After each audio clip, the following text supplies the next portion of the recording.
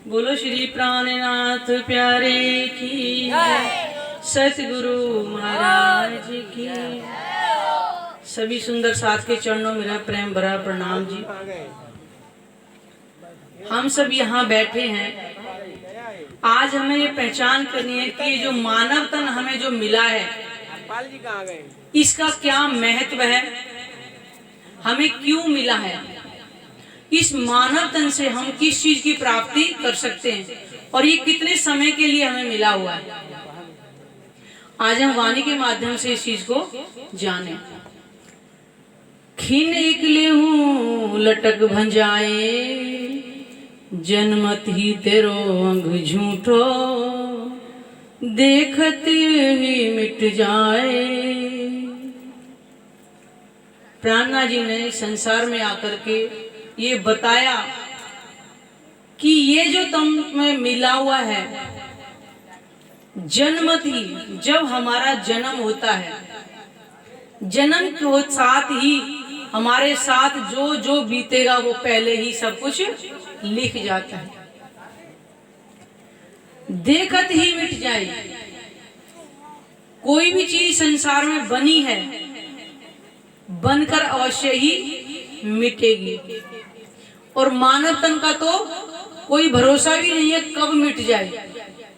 खिन एक ले, एक खिन का भी मतलब भरोसा नहीं है। जन्मत ही तेरे होंगे, कह रहे जन्म के साथ ही तेरा अंग जो है झूठा हो जाता है कि जन्म होते ही मरना निश्चित है। देखते ही मिट जाए। देखते देखते ही बाल्यावस्था होती है, फिर थोड़े बड़े होते हैं, स्कूल जाना शुरू करते हैं, स्कूल की पढ़ाई करके फिर नौकरी के चक्कर में लग जाते हैं, कोई बिजनेस करने लग जाता है, फिर शादी होती है, शादी होने के बाद फिर उसकी अपनी गृहस्थी बच जाती है। देखते देखते उम्र बढ़ती चली जाती है और एक दिन बुढ़ापे की लाठी पकड़ के फिर हम कहाँ पहुंच जाते हैं? शमशान घाट की तरफ। क्या ये सत्य नहीं है क्या? कौन है जिसको इस संसार से नहीं जाना पड़ेगा? कोई हाथ खड़ा करके बताए कि मैं संसार से नहीं जाऊंगा। इसलिए प्राणनाथ जी ने बताया कि देखत ही मिट जाए। देखते देखते ही, जैसे पानी का बुलबुला होता है ना, बरसात जब होती है और उसमें बतासे की तरह पानी बढ़ता है, फट से फूट जाता है, ऐसे ही मानव जीवन है। किसी को भरोसा है कि किसका तन कब तक रहेगा? धन हम कमा के रखते हैं 100 साल तक, क्या 100 साल की जिंदगी हमारी है आज की? नहीं है ना। तो प्राणनाथ जी हमें संसारिक इस मनुष्य तन की कीमत को जानो। ये तुम्हें इतना सुंदर जो मानव जीवन मिला हुआ है, पता नहीं कब देखते देखते समाप्त हो जाए। हम हर चीज अपने कंट्रोल में करते गए, लेकिन किसी के जीवन का भरोसा है? डॉक्टर दुनिया का इलाज करता है मरीजों को, कहते हैं ना कि मरीज जब डॉक्टर का इलाज करता है तो आदमी स्वस्थ हो जाता है, अरे हमारे लिए भगवान है, कहते हैं ना, हम डॉक्टर को भगवान बोलते हैं ना। लेकिन जब उस डॉक्टर की स्वयं की मृत्यु आई तो वो अपने आप को भी नहीं बचाते। क्यों?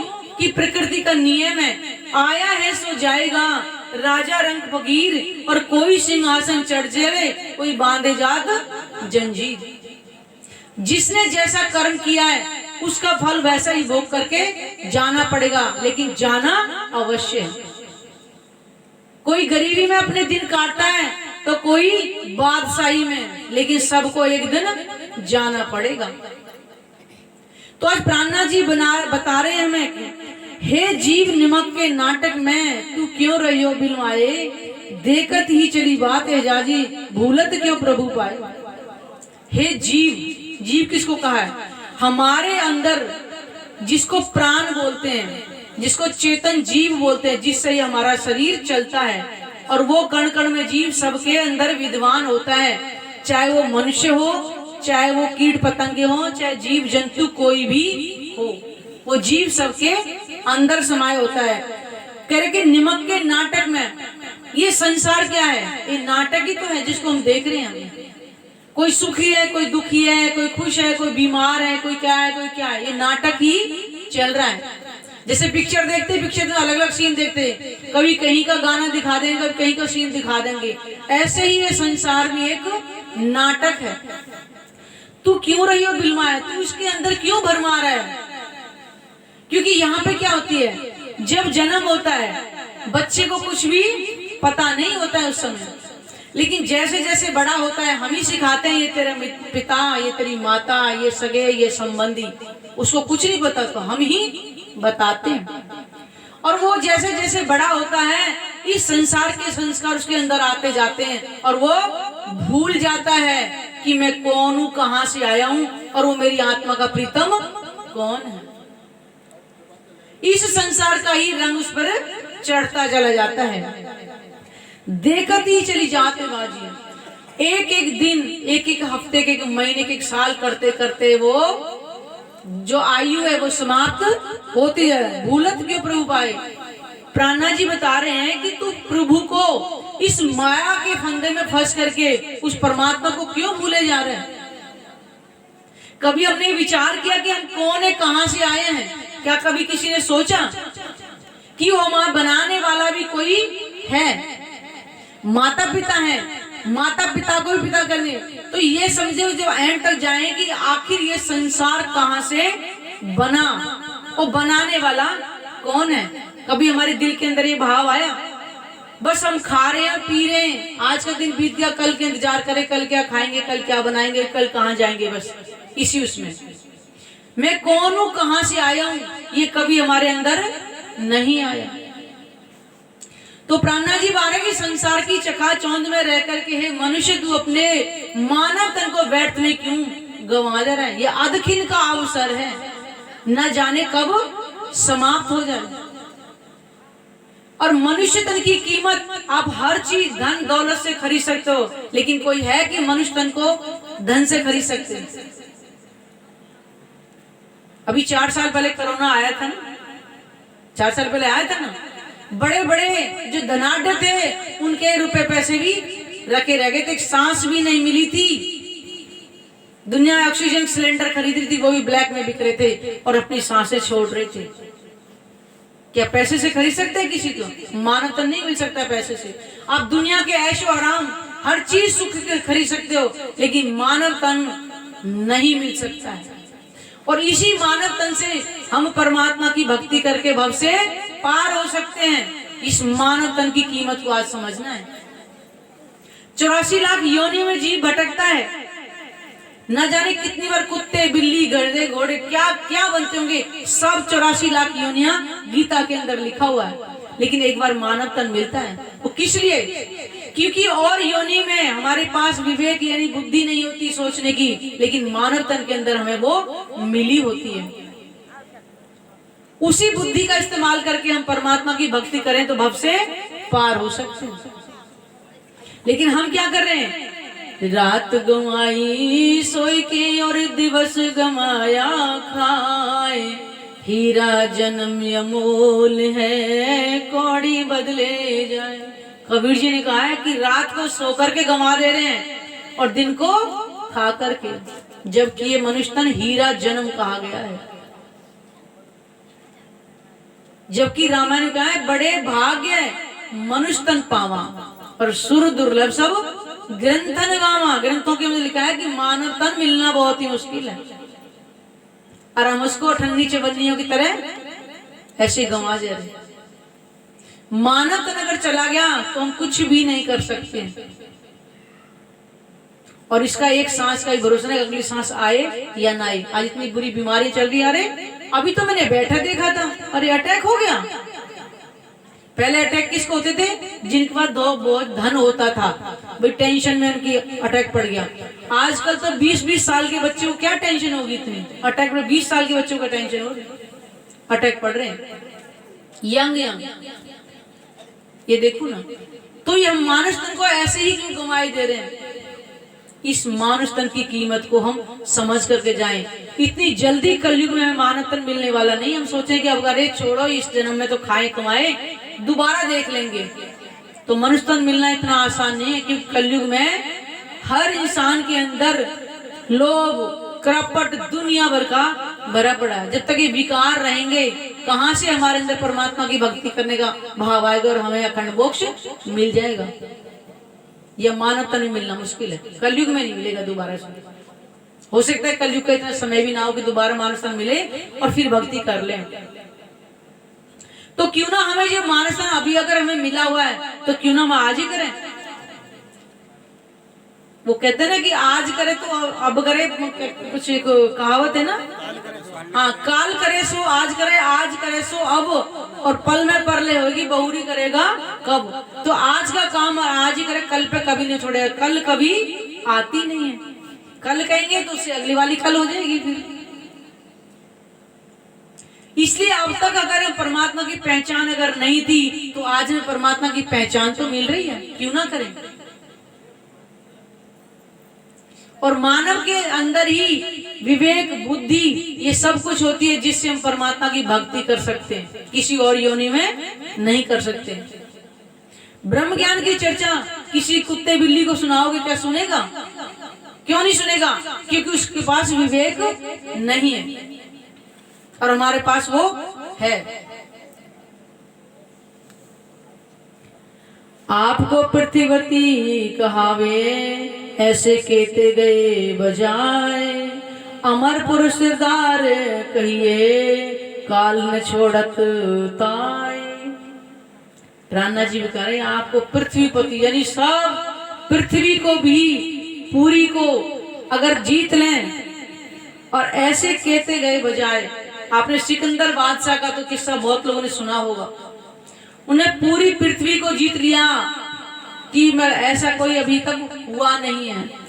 लेकिन जब कहते हैं कि उनका भी अंत समय आया था तो उसने कहा था कि जब मेरा जनाजा जाए तो मेरे जो हाथ है ना वो अर्थी से बाहर निकाल देना, ताकि संसार वालों को भी ये शिक्षा मिल जाएगी जिसने पूरी पृथ्वी को जीत लिया था, आज वो सिकंदर बादशाह भी खाली हाथ जा रहा है।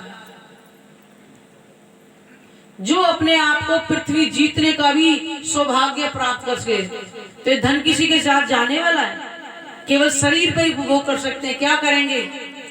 रोटी, कपड़ा और मकान, तीन चीज की आवश्यकता है। अगर हमें शांति से मिल सकती है ना तो हम उसमें भी संतुष्ट हो सकते हैं। और कहते हैं कि जो है इच्छा तो किसी की, इच्छा तो पूरी हो सकती है लेकिन तृष्णा किसी की पूरी नहीं हो सकती। बड़े बड़े बादशाह हो गए, शरीर तो उनको भी छोड़ना, जो अपने आप को बहुत पृथ्वीपति कहलाते थे। अमरपुर सिरदार कहिए, सबके सिरदार। कितना ही यहाँ पे कहते कि हम मान बढ़ाई की सबसे बड़ी होती है कि मेरे को सब महान कहें, लेकिन एक दिन जाएगा कुछ भी नहीं साथ में। काल ने छोड़त ताई, काल तो किसी को बख्शने वाला है ही नहीं। एक ओशो है, उनका मैंने एक प्रवचन सुना था। उन्हें कहा कि जो तूने जो कमाया इतना सब कुछ वो तेरे साथ नहीं जाएगा, और जो साथ जाएगा वो तूने कभी कमाया ही नहीं, क्योंकि कर्म ही हमारे साथ जाएंगे और कुछ साथ जाने वाला नहीं है। इस संसार में कितना भी धन कमा लो, पुत्र पुत्री हो या सगे संबंधी हो, हर कोई बांट लेगा। एक तो हमारे ज्ञान को नहीं बांट सकता, विद्या को कोई नहीं बांट सकता, और एक परमात्मा की भक्ति को हमसे कोई नहीं बांट सकता। केवल परमात्मा की भक्ति ही हमारे साथ जा सकती है, धन दौलत कहीं नहीं जा सकती। और हम कहां तक सीमित हैं? केवल शरीर तक। इसको अच्छा खाना मिल जाए, अच्छे अच्छे वस्त्र पहन जाए, अच्छी गाड़ी मिल जाए, आज छोटा मकान बड़ा मकान हो जाए, बस इसी में करते रहते हैं। और जब जाएंगे तो केवल 2.25 मीटर या 2.5 मीटर का कपड़ा ही जाएगा, साथ में कुछ है, और वो भी चल के यहीं राख हो जाना, जाएगा कुछ भी नहीं साथ में। तो फिर कर किसके लिए रहे? इस शरीर के लिए। जितना धन कमा लें, जितने भी यहाँ बैठे हैं, वो मेरे को बताएं कि धन को इस शरीर के अलावा और कहां इस्तेमाल कर सकते हैं? कोई है तो बताओ, कहां कर सकते हैं इस्तेमाल शरीर के अलावा? कोई भी है बता सकते हैं कि शरीर के अलावा हम जिस धन के पीछे दौड़ रहे हैं उसको कहां खर्च कर सकते हैं तन के अलावा? बड़ी गाड़ी, तन बैठेगा, बड़ा महल बनाया, तन उसमें रहेगा, कितना बढ़िया महंगा कपड़ा खरीद लो, ये तन ही पहनेगा, कितना शुद्ध और मिष्ठान पकवान मिठाई सब कुछ खा लो, वो तन ही खाएगा।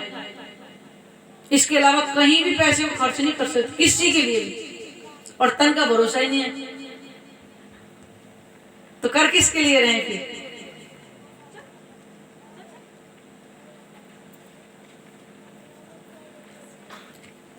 जीव रे चतुर्मुख को छोड़त नाही, जो करता श्रेष्ठ कहलाए, चारों तरफों चौदह लोको काल पहुंचो आए। प्राणा जी बता रहे हैं कि जो सृष्टि के जो करता है, सृष्टि के कर्ता कौन है? ब्रह्मा जी, विष्णु भगवान और शंकर जी। कहते इनकी भी उत्पत्ति होती है, भले ही युगों युगों तक इनका तन रहता है। बड़ा आश्चर्य लगता है केवल सुनते, अरे क्या है ब्रह्मा विष्णु महेश, लेकिन सत्य है, क्योंकि महेश्वर तंत्र के अंदर शंकर भगवान को खुद उमा को बता रहे हैं, हे उमा, जब महाप्रलय आती है 14 लोग 5 3 गुण सब कुछ समाप्त हो जाता है, केवल एक प्रब्रह्म में शेष बचता है, कोई नहीं बचता है। बताइए, वो खुद अपने मुख से बोल रहे हैं। अध्याय 5 श्लोक नंबर 54 55 56 57 कह रहे कि हम और ब्रह्मादि देवता भी एक पानी के बुलबुले की तरह बनते और मिटते हैं, केवल परमात्मा शेष बचता है। वो शंकर भगवान खुद बता रहे हैं। तो वही कह रहे हैं कि जो कर्ता श्रेष्ठ कहलाए, उनका भी अस्तित्व महाप्रलय में समाप्त हो जाता है। चारों तरफ 14 लोग, 14 लोग का ये ब्रह्मांड है, पाताल से वैकुंठ तक, ये भी सब समाप्त हो जाता है, काल पहुंचा है, यानी कि काल के गाल में सब कुछ समा जाता है। अब हर कोई कलयुग के बारे में बोल रहा है, कलयुग में महाप्रलय होगी, कलयुग में महाप्रलय होगी। तो महाप्रलय का मतलब है, भागवत पुराण के अंदर 4 तरह की प्रलय का वर्णन है, नित्य प्रलय, नैमित्तिक प्रलय, प्राकृतिक प्रलय और महाप्रलय। नित्य प्रलय का मतलब है कि किसी का जीवन समाप्त हो रहा है, किसी का हो रहा है, जैसे जीवन मरण का चक्र हुआ, किसी का जन्म किसी का मरण 24 घंटे चलता है, इसको नित्य प्रलय। ऐसी 4 तरह की प्रलय, लेकिन ब्रह्मांड समाप्त होने महाप्रलय में पाताल से वैकुंठ तक 7 शून्य निराकार मंडल, जिसको आज तक कोई पार नहीं कर पाया, वो भी महाप्रलय में समाप्त हो जाएगा। ये 14 लोग का ब्रह्मांड जिसको हम देख रहे हैं यहाँ बैठे बैठे, एक पलक जैसे झपकते ना, ऐसे पलक में महाप्रलय में समाप्त हो जाएगा। जिसको हम इतना ब्रह्मांड, इसको अभी सुंदर कह रहे ना, लेकिन ये सुंदर होता जा रहा है, इसका कारण आज तक किसी को समझ में नहीं आ रहा। आप गांव के रहने वाले हो, आपने भी गांव में देखा हो, जीवन अब देख रहे हो, कैसा लग रहा है? पहले गांव में कितनी चीजें होती थी, आज हर घर में सुविधाएं होती, कहां से हो रही है? ना जमीन बढ़ी, ना आसमान बढ़ा, ना 2 हाथ की जगह 4 हाथ हुए, कुछ नहीं हुआ। क्यों हो रहा है? क्योंकि इस ब्रह्मांड में ब्रह्म लीला हो रही है। परमात्मा ने अपनी आत्माओं को इस संसार में उतारा हुआ है, उनको ये बताने के लिए कि ये संसार जो झूठा है, मिटने वाला, अगर ये इतना सुंदर है तो जहां तुम रहती हो कितना सुंदर होगा। ये स्पेशल ब्रह्मांड परमात्मा ने अपनी आत्माओं के लिए बनवाया है। जब राइल से ज्यादा जन्नत को वो रूहें शहर को आने वाली है।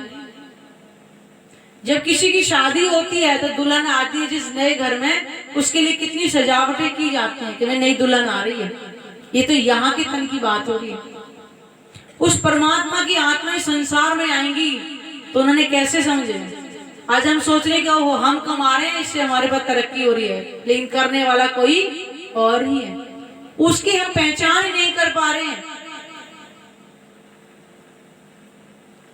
कि करने वाला कोई और ही है। आज अहंकारी तो मैंने किया, जिसका अस्तित्व भी नहीं, वो कर क्या सकता है?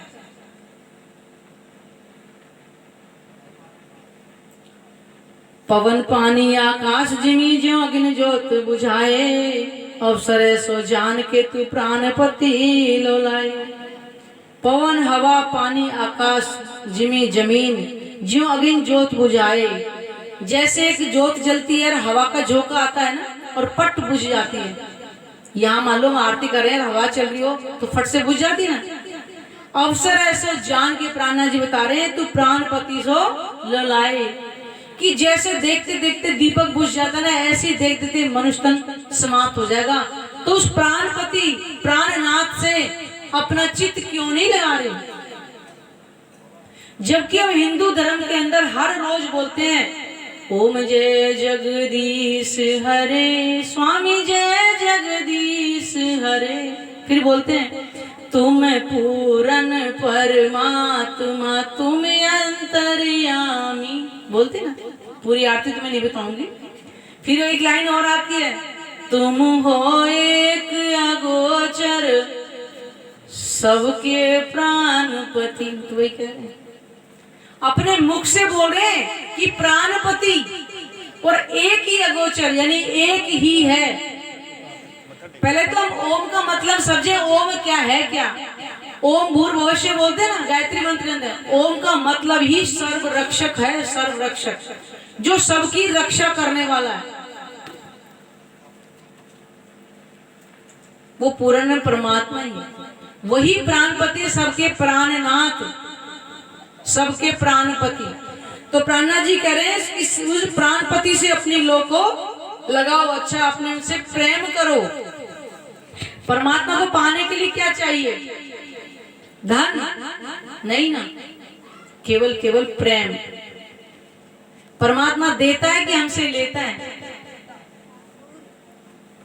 तो परमात्मा से हमें केवल प्रेम करना है, इसके अलावा परमात्मा हमसे कुछ भी नहीं चाहते। और परमात्मा की भक्ति करने के लिए हमें कहीं जप न तप न व्रत न नियम, किसी चीज की आवश्यकता नहीं है। केवल हमें वो परमात्मा है कैसा जिसको दुनिया निराकार निराकार कही बैठी हुई है। क्या परमात्मा निराकार है? परमात्मा ना निराकार है ना साकार है।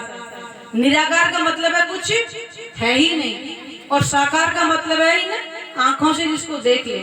तो परमात्मा को हम इन आंखों से देख नहीं सकते, तो उसके लिए हमारे पास क्या चाहिए? ज्ञान की दृष्टि। जब वाणी से हमें परमात्मा के धाम की, उनके स्वरूप की पहचान हो जाएगी, तो घर के अंदर बैठ कर के केवल हमें ध्यान करना और कुछ करने की आवश्यकता है ही नहीं। आपको भूखे रह के व्रत नहीं करना है। हमारा चित्त तो हमेशा रहेगा कितने बजे व्रत खोलेंगे, कितने बजे खोलेंगे, हमारा ध्यान कहाँ रहता है? बताइए। हमने भी बहुत व्रत रखे, लेकिन परमात्मा की भक्ति करने के लिए आपको व्रत रखने की आवश्यकता नहीं, परमात्मा से केवल प्रेम करने की आवश्यकता है। और आपको घर से बाहर भी नहीं जाना है, घर के अंदर ही बैठ करके ध्यान करना है, कुछ भी नहीं करना। परमात्मा को पाना बहुत ही आसान है, वो भी कलयुग के अंदर। आप किसी भी देवी देवताओं के अगर भक्ति करोगे, कितनी पाठ पूजा करोगे, उसके लिए कितने जप तप कराने पड़ेंगे। परमात्मा के लिए जप तप की भी आवश्यकता नहीं है।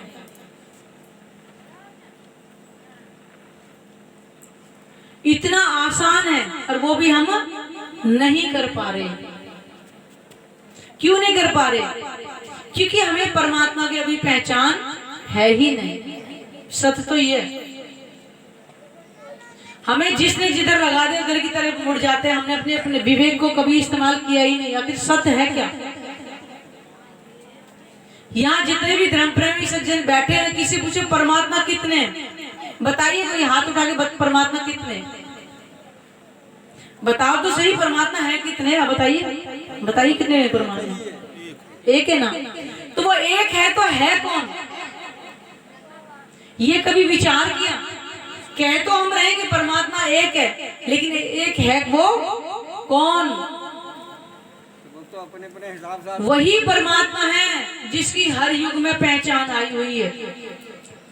उन्होंने हुक्म वेद के में लाखों लिखे निशान, अपने हुक्म से उन्होंने हर धर्म को अपनी पहचान भेज दी, हर युग में पहचान भी भेज दी थी, लेकिन फिर भी हम पहचान नहीं कर पा रहे।